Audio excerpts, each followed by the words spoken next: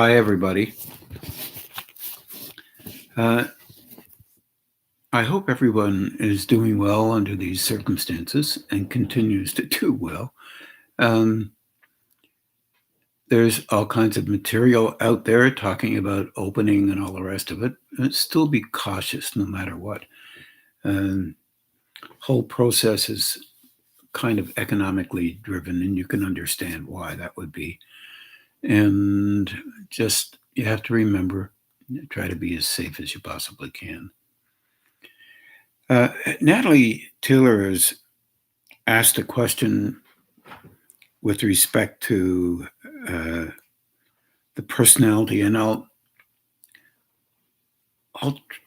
I think it might be necessary for me to try and give you an idea about how I think about the personality as a form, and the reasons, maybe some of the reasons why I think that way, and then talk about her question somewhere in the midst of it.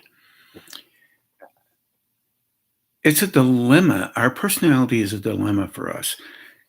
We have all kinds of material discussing and engaging with the personality and trying to help us to understand it better. And that's a pretty good idea. Our dilemma, of course, is that we see personalities from most often a two-dimensional perspective, where something is right versus wrong, good versus bad. We make up our minds about this or that, or some other thing versus this or another that. I'd like to maybe try and put forward an idea about a personality as a lens through which not only the individual who has one, but higher states can look through into these planes. That sounds rather weird, but it's really not science fiction. It's more the broadening of an idea about a perception, an ability to allow oneself to perceive beyond the levels of, let's say, boundaries that we construct so that we can feel comfortable and comforting to ourselves in how we function in the world. This is a legitimate way of engaging at the level that we seem to be at as a species. And so let's give it a try. So most often people can understand the fact that they are a physical form. You can prove that by looking in the mirror, blah, blah.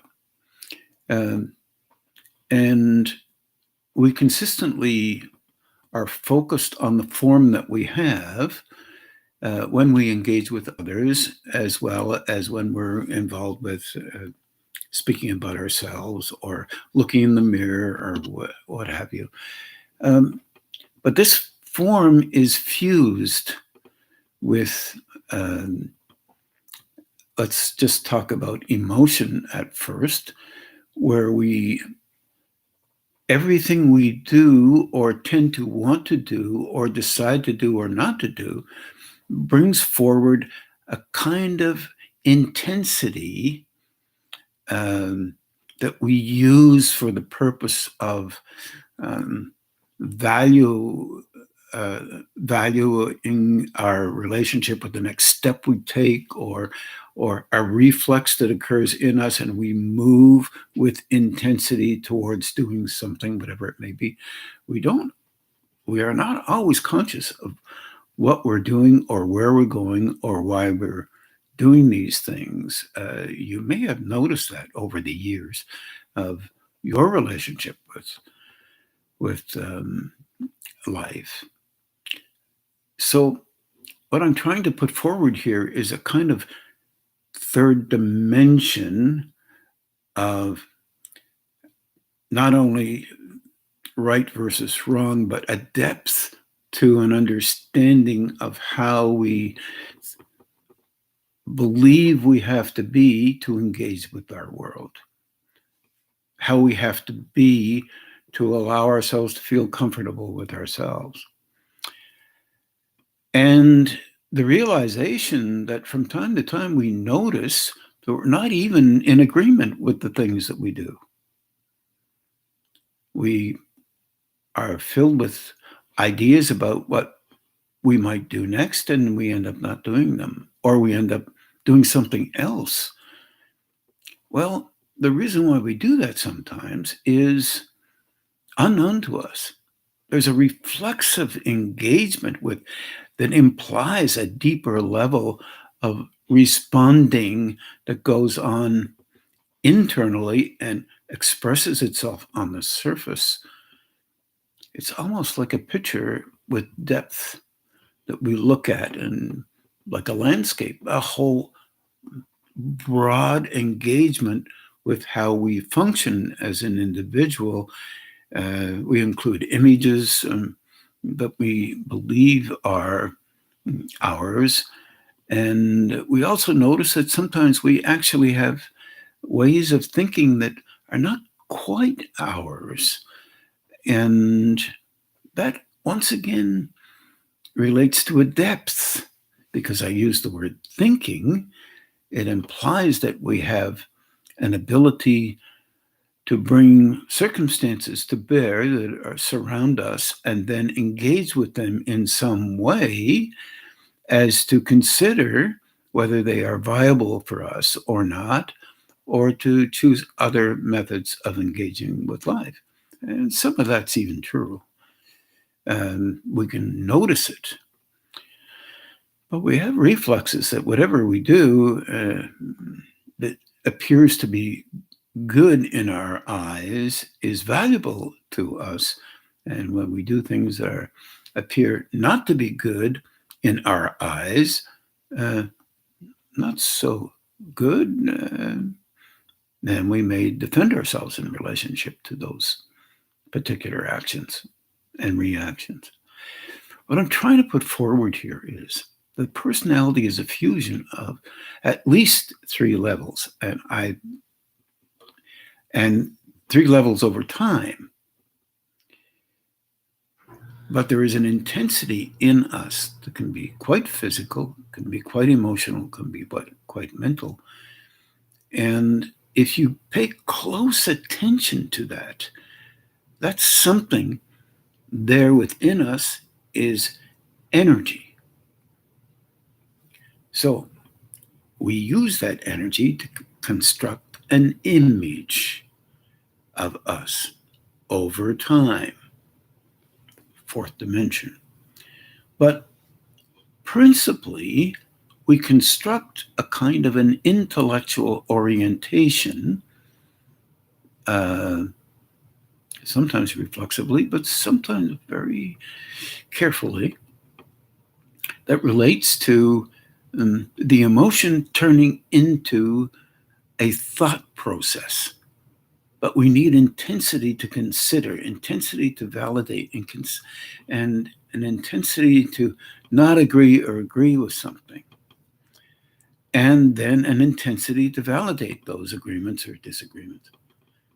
But also we have reflexes that as soon as we learn how to do these kinds of things, these actions that describe us as a person, are descriptive of us, I should say, as a person, not necessarily us, because we can do something slightly different if we wish to.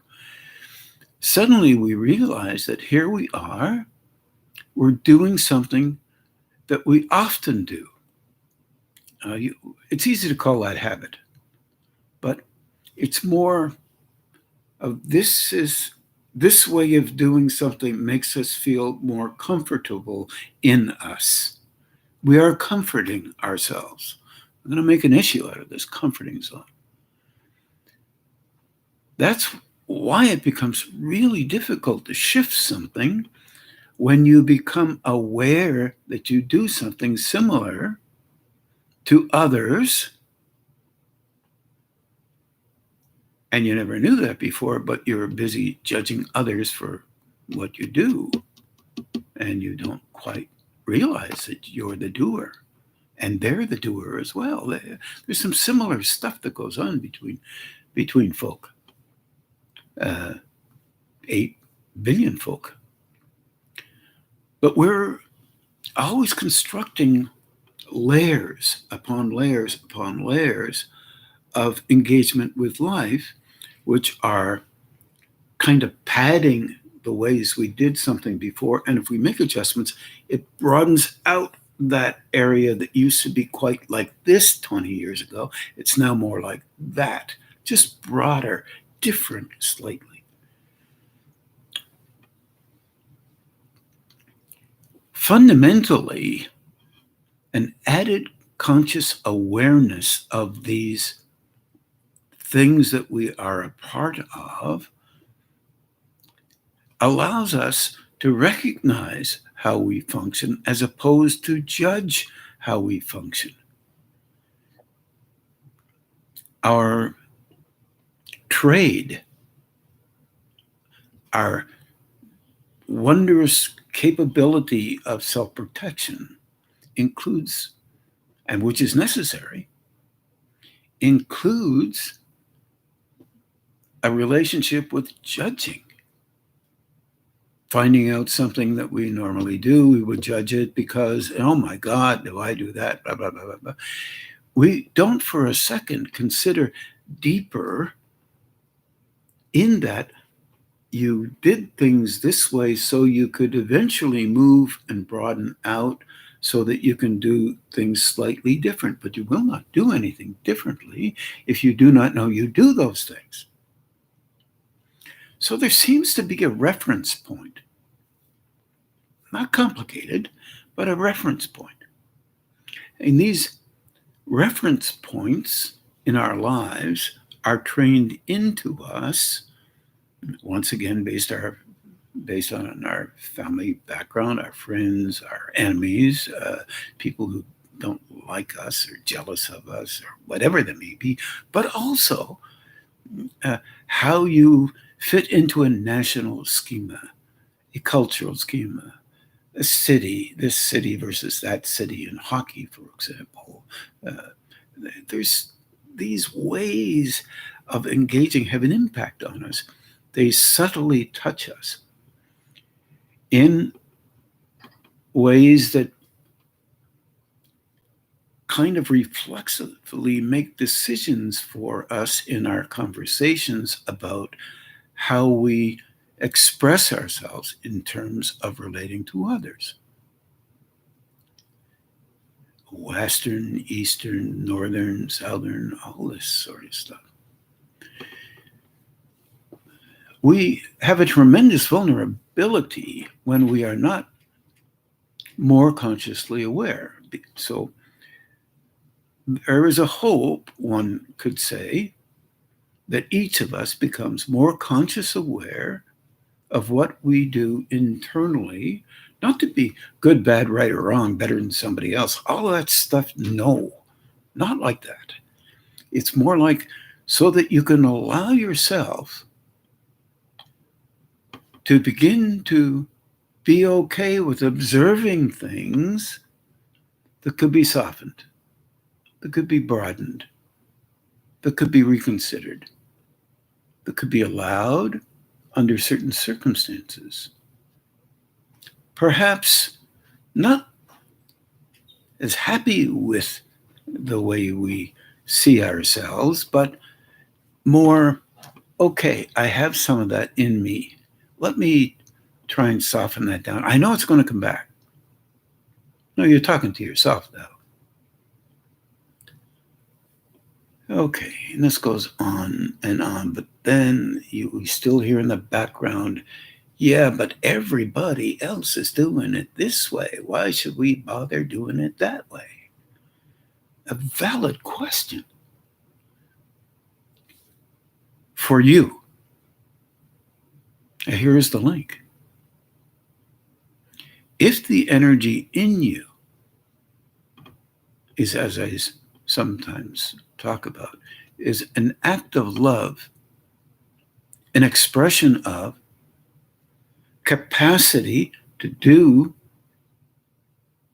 and create and function with and learn and enable you to get to the point where you can perceive that which is in you that you use for the purpose of creating some image that you believe is the right image for you, an identity of some kind, and you even name it, or it's been named. Some people rename their images.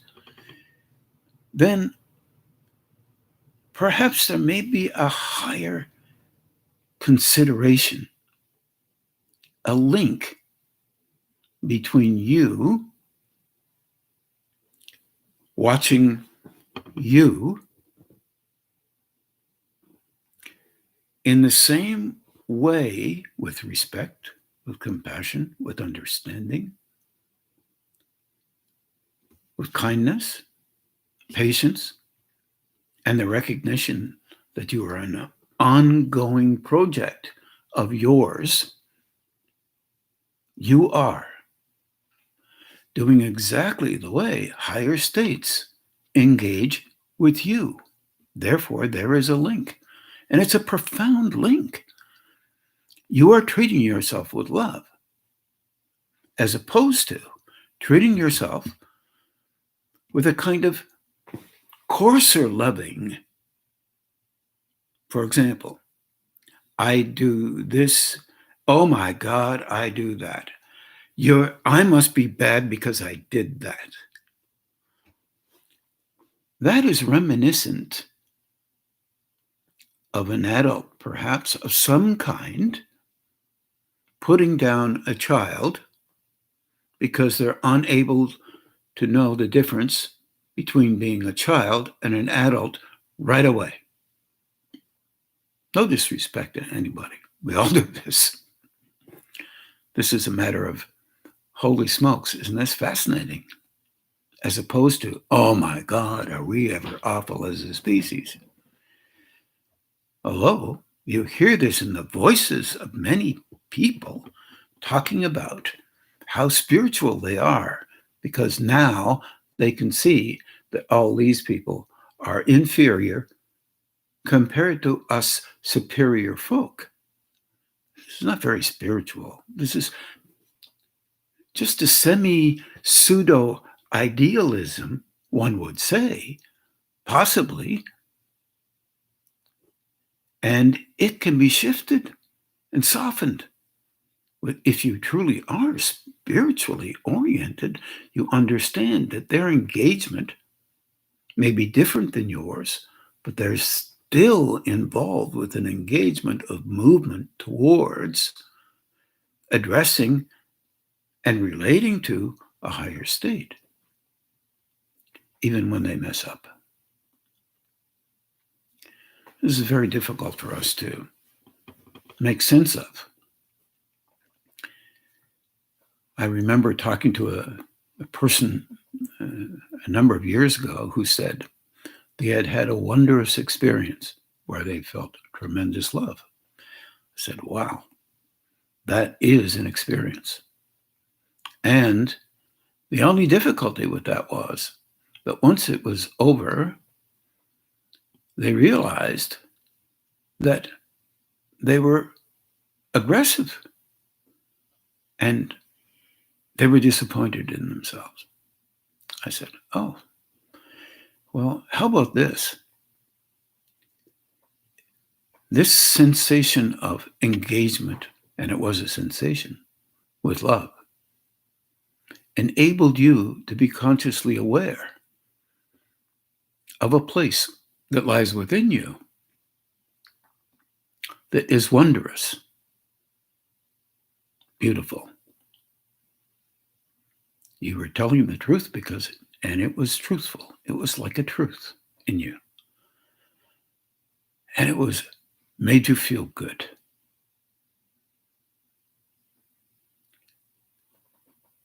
And then you noticed that you weren't always like that. But when you started arguing for you being not so great, a terrible person, because you weren't like that all the time, you were arguing to remain that way because you were intensifying and allowing your system to incur a bad feeling about you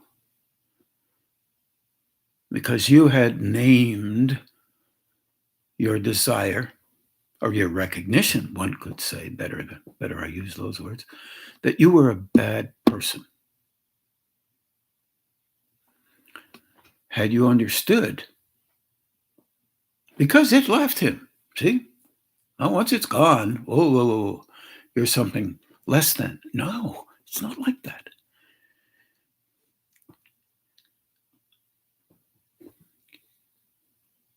I can't forget the old story of Babe Ruth hitting 60 home runs in 60 games and striking out so many times. It was terrible. Every time he got up there, he often struck out. But once a game, bang, home run. 1 hit out of 5, 1 hit out of 4. He's remembered for the 60 home runs. He's not remembered for all the strikeouts very well.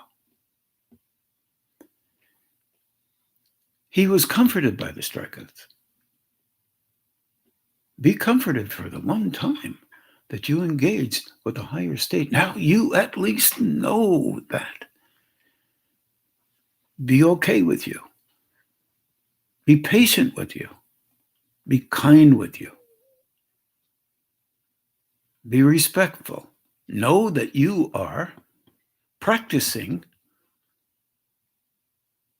to make consistent movements, little crooked, speaking for myself, moving down the line, back and forth, moving towards a point, a reference point where you can notice that loving all the time. But there are moments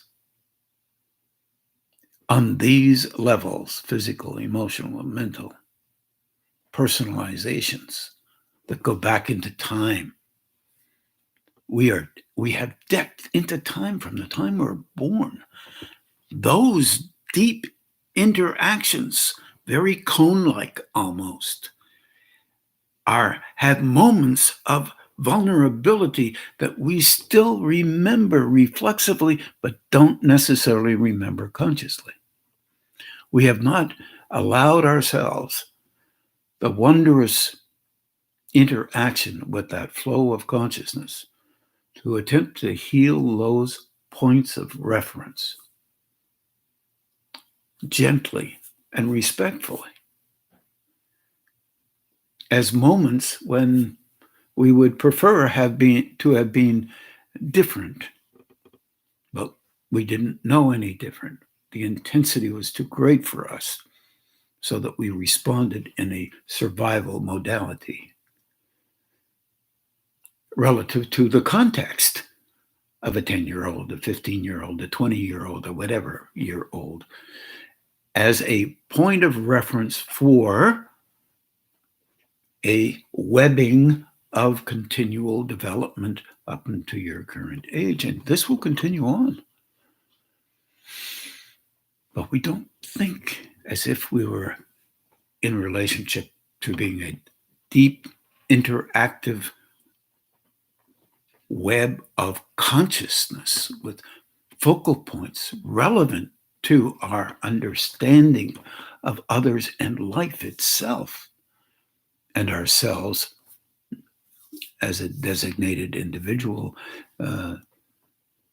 so that we can begin to be conscious not only of how we function without negation, but also with respect to realizing that we are linking automatically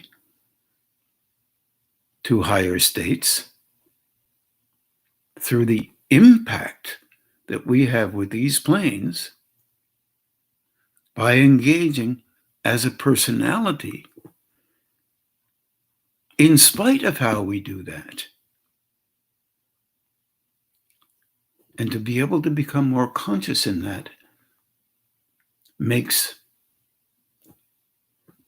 a flow, if it can be perceived, more functional, more, let's say, stronger. And we begin to know it's not an us we've created or been a good part of the creation of our personality orientations for all kinds of reasons, but we can also be a part of softening some of that stuff down. It's pretty coarse here on these planes, but we can become aware of those higher states flowing into us. And it's often called wondrously spiritual, but it's definitely loving. Yet we still use that love to guard against those things we have in our mind, those things that we engage with on an emotional basis, those things that we are engaging with on a personality level.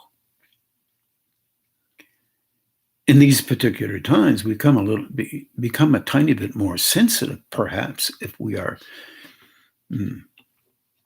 paying attention and realize that our intensity is a little stronger because our survival modes are a little stronger. So that flow is coming into us relative to what we're like normally internally, and we are using it to engage with the world, same as we have from the time of our birth. But sometimes when we're under stress, that it intensifies. We intensify it because we believe we need to intensify and protect ourselves more, and we are under pressure physically, emotionally, and mentally. That makes our personality express itself relative to the practices that we have had in life when we are under pressure. Perhaps we didn't notice them, or perhaps we justified them. And now we're attempting to say, I can see it a little bit better. It's uncomfortable to see that stuff. No, you're used to judging those kinds of things. The judgment has to soften a bit. Oh my goodness, look at what I do.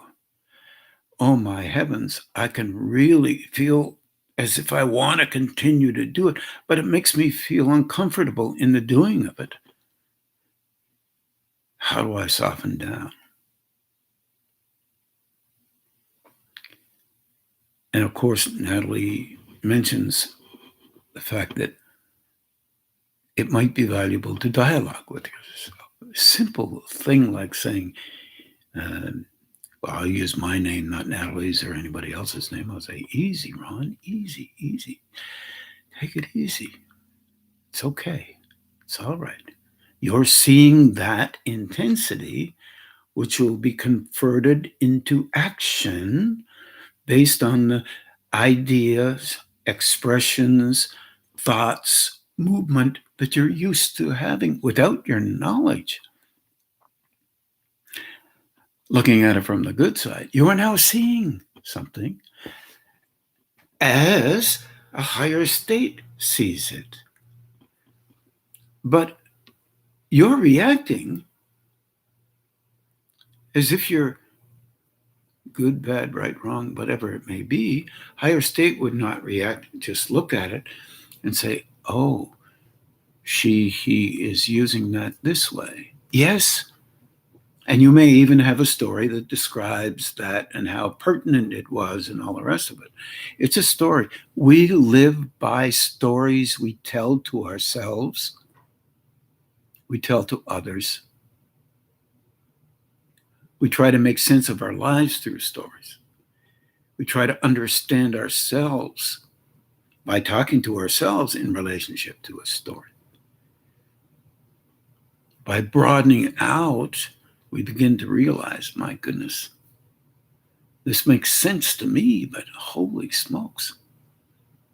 Let me check my intensity, my physical, emotional, mental intensity. Let me check the pathways that I'm used to using relative to this. Don't let me check them with a hard-nosed way of looking at me because I'm just a growing being. Let me look at it as if, wow, I didn't quite know exactly That was the deep intensity that I had.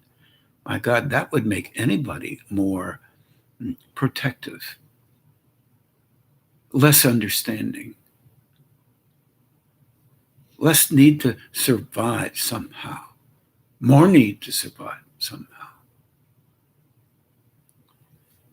These things are just acts of engagement with energy for the purpose of being okay in the environment you are, in the context, that second, 1 second of context, without devaluing the context and without devaluing the individual. You recognize a dance, a way of engaging that is quite actively reminiscent of how you have done things before.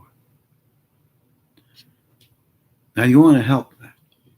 You, the person who is becoming more consciously aware without negation in a most positive way, want to look at this and try to be helpful to it the best you can. So, dialogue with yourself.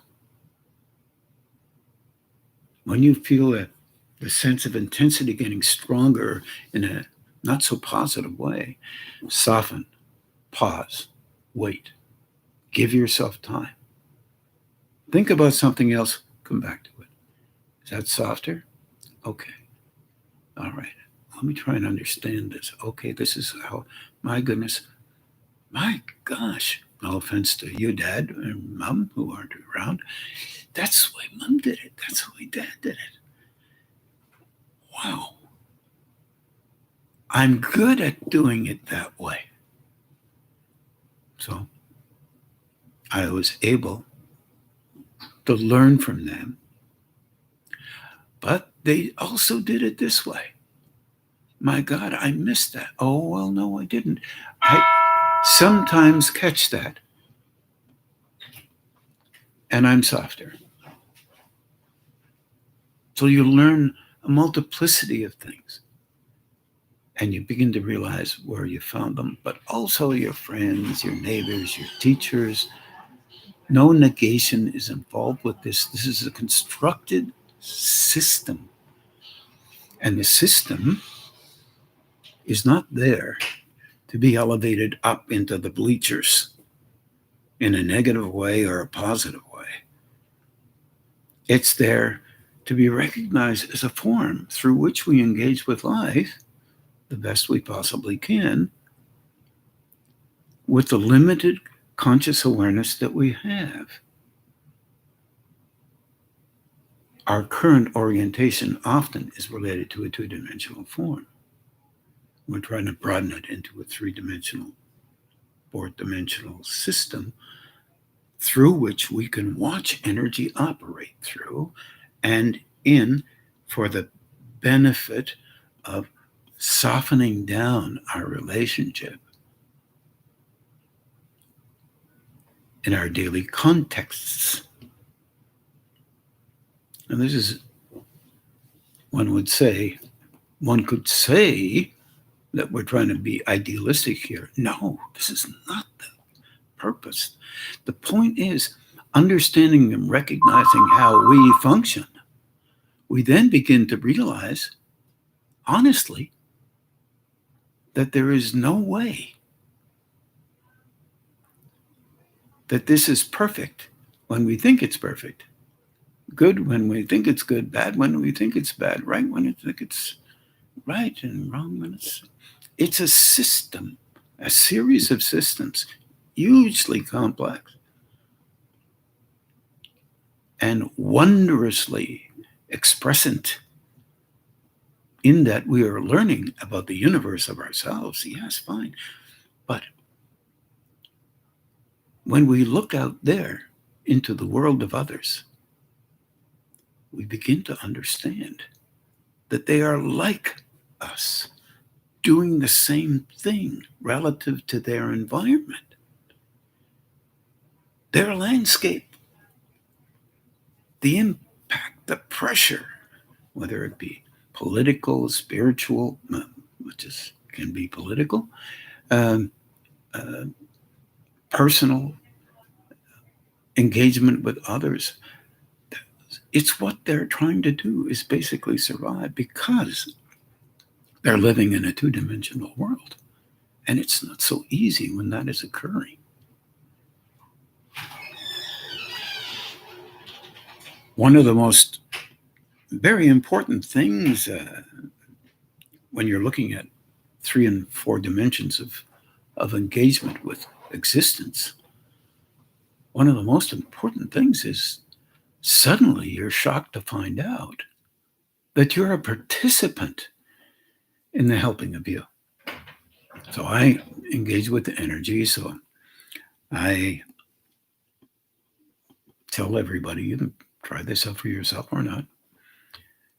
Think of the highest relationship possible, one that might be all forgiving, all understanding, all respectful, all patient, all kind. And think whether you would like to have that as a friend rather than a form that says, if you do this, you're wrong. You do that, you're right. Only do it this way. If you do it that way, you're bad. Do it this way, you're good. I struggled over this one for a while because I'm trained like everybody else is. That particular way of thinking is in everything. So the individual, in its constructed system, is in a process towards trying to understand the relationship that it has with itself. When it's trained to have a relationship with everybody else, you have to comply with the engagement that others say you need to be a part of to function. And they're absolutely right. Because we live with others, but also we live with ourselves. And to learn how to broaden out enough so that we are not reflexively frustrated with how we live life, we have to allow ourselves to go beyond the box that we have constructed for our own way of seeing life, the way it could have been, or should be, whatever. And that means allowing you to be okay with you, but not necessarily in agreement with you. It's a conundrum sometimes. But nonetheless, one worth noticing, because noticing it allows you to consider broader angles of engagement with yourself and others. In the world that makes sense to me and is making sense to some of you and to others who have already passed this frontier, this flow of energy that is in us is not there for the manipulation of it to give others a hard time or yourself. It's there so that you can learn it's there, so that you can realize that you have been in training for a long period of time. Well, speaking for myself, in terms of your life on earth and other lives as well. You are training to learn that you're not a very good trainer. That sounds weird. Yet you are a good trainer. You constructed a system in spite of all difficulties, and you are functioning here. I'm not talking about some idealistic way of functioning. You have to be this way and be superior to everybody and all that kind of thing. You're functioning here, no matter what it is. And you're learning every day. After you become consciously aware of the need to broaden out, you are learning to do things slightly different than you did before because you did them differently before.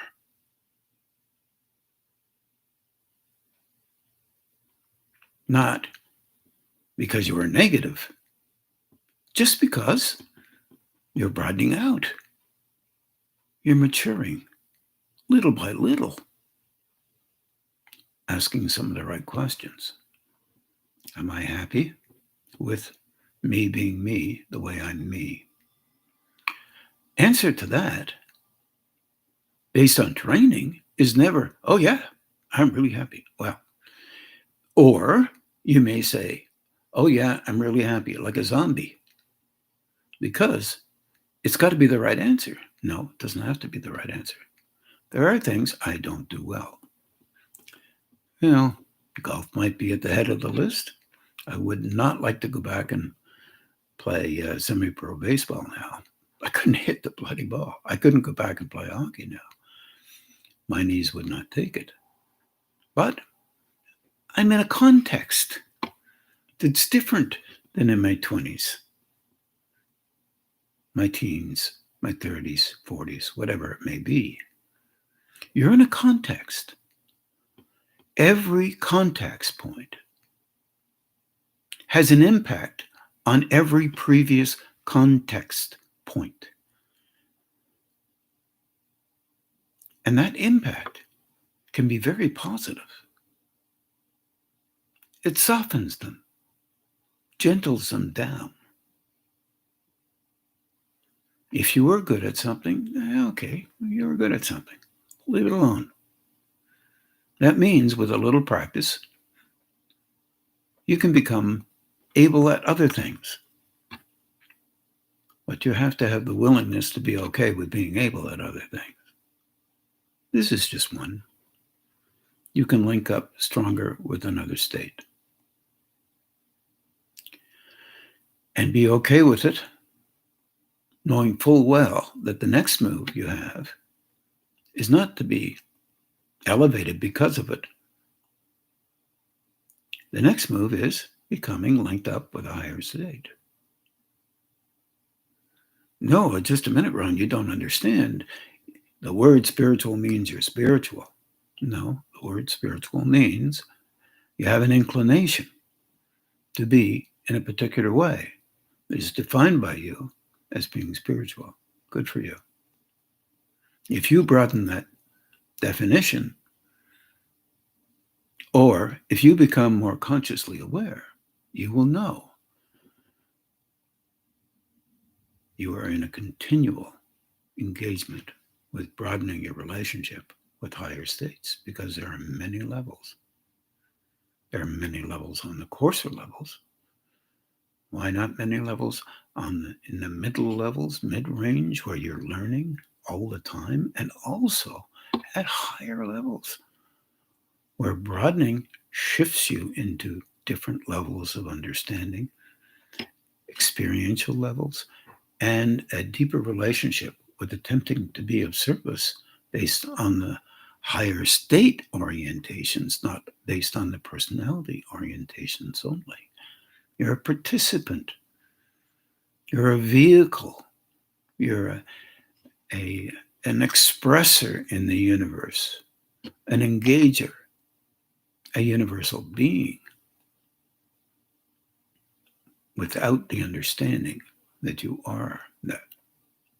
And when you get that understanding in these levels, it's usually because the definitions are fairly low. No negativity attached to it. It's what we do. It's how we tell our stories.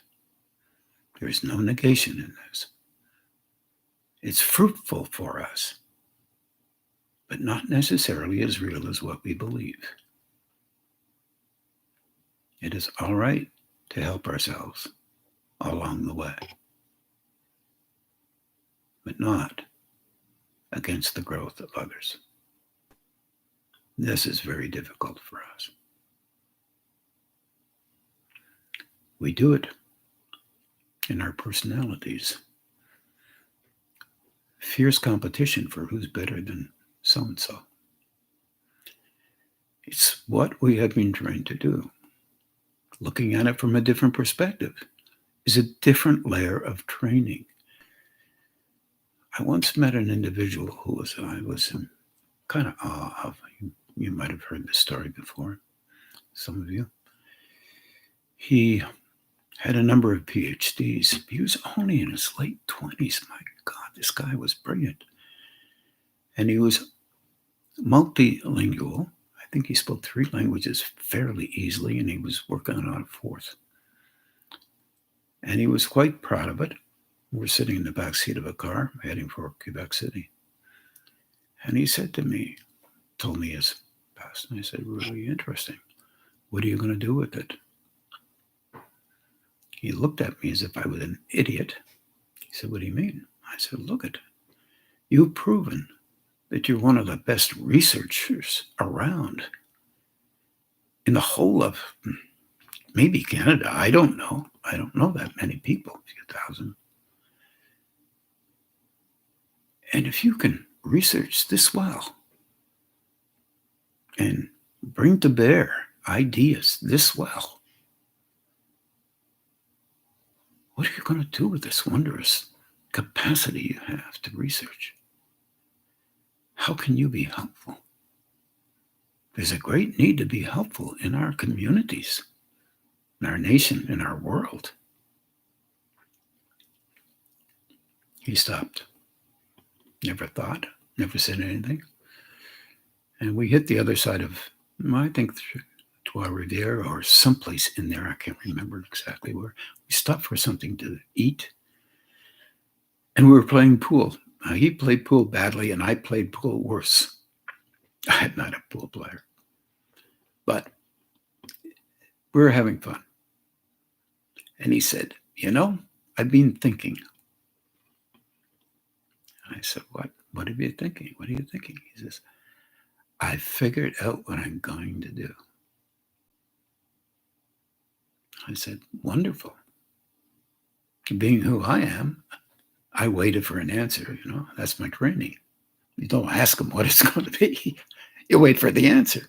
If they brought it up, they want to tell you, they're going to tell you. It's a product of the 40s and the 50s. I never got an answer. Would I know this guy if I met him on the street? No, probably not.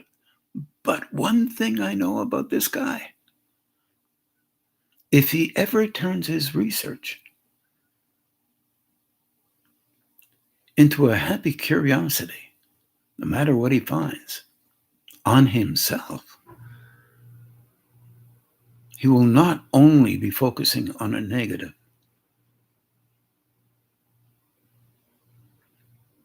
He will see negatives. He'll be grumbly about them, the same as most of us. But he'll also try to make some sense and move beyond the box of that negativity, because that's exactly what he did in these circumstances. He could have come out and told me I was an idiot and why, all this sort of stuff, and why would I talk like that? I was sincere. I thought I was in awe of this guy's capacity to use his will, his emotional will, to cultivate a mental construction so that he could come up with something a number of times that made some sense to other people and that was elegant enough to get a PhD. I think his first one he got when he was about 19 years old. Not in my category, but wondrous in relationship to recognizing that he could reach out into that whole sequence of 3 and 4 dimensions of his personality and attempt to come up with an idea that would be helpful to others, whatever it may have been. I hope this helps, Natalie, and I hope it helps others in relationship to the personality. We're not looking for things that are bad to judge. We're looking for, how can I help me to know and understand deeper than I can currently? And see that we've hit points of reference that spun us in different directions, spun us away from this kind of thing, spun us through into activities that we wish we'd never been involved with, perhaps. But always looking at not only a two-dimensional personality fit, checking out that third engagement, that third one that says, whoa, just a minute here. Maybe I did the right thing, maybe I did the wrong thing, but this I did because of this. Did I do the right thing for me? Even though it looks like it's the worst thing for everybody else. I did, but I don't have to agree with it. I did it there, I did it there, I did it there, I did it 1,000 times, I did it 100 times, I did it 20 times. I don't think I have to agree with it. My context is different now. Slowly, the reflexes begin to be slightly different. They're there the way they were before, but you can intervene and bend them in a direction that is slightly different than how they have been. This comes with a lot of practice. And also, in doing this, more energy comes in, not less, to help you do the very thing that your aspiration is moving you towards, to link up with a higher state, realizing that you're a part of it. You're not it, except you are. And you're making room for the understanding of that, which is totally different than how we think it may be on these coarser levels. You are not a God. You are a being merging as your physical, emotional, and mental dispositional structure merges or fuses and synthesizes together to construct a personality. So does that conscious awareness of those higher states, coarser states, merge and engage for purpose. Energy can flow through a pivotal point in you where you are not that wondrous. To help another who does this all the time, when you no longer do it as much, I hope you heard as much, because it can move through there and you can hold yourself better than you could before from reacting the same way, even though you can react that way. But there is something different now. You're noticing something different. You're more consciously aware, and you're doing life slightly different. Slightly. That is very beneficial to another state, recognizing that you can handle more energy coming through at different frequencies for the purpose of being helpful to others who live their life in different frequencies than you do. I hope you have a very good evening, and please take care of yourselves. We're going to meditate now for a little while, and I wish you well, Natalie. And all of us who are struggling through some of the same growing, one could say growing pains, but growing responses that we're not normally used to softening down.